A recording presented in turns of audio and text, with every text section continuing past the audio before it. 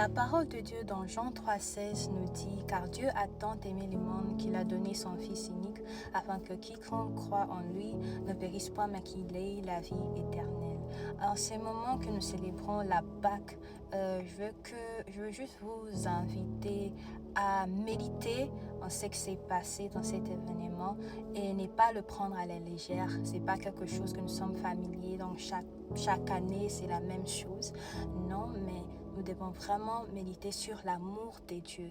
Dieu étant souverain, en connaissant le futur, que même si Jésus-Christ mourait aujourd'hui, qui prenait cette action de se sacrifier pour un monde qui est tordu, un monde détruit, un monde sans cœur, un monde qui n'y a aucune garantie que tout le monde allait l'accepter comme Seigneur et Sauveur, mais il l'a fait quand même. C'est l'amour sacrificiel.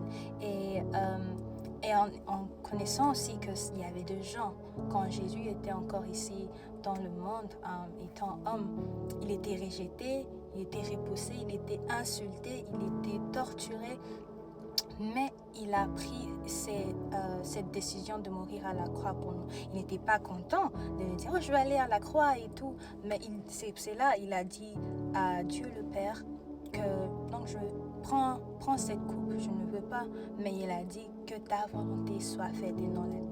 Alors ça montre que c'était une décision pénible, mais ça vaut la peine pour toi et moi. Alors je t'invite à méditer sur cette parole, sur cet événement, afin que tu connaisses l'amour de Dieu et que cet amour qui s'est répandu pour toi et moi, tu peux aussi le répandre pour le monde. Donc l'amour est sacrificiel, ce n'est pas juste le dire, c'est pas quelque chose qui est facile, pas quelque chose que tout le monde peut le faire, mais cela vient de l'amour de Dieu.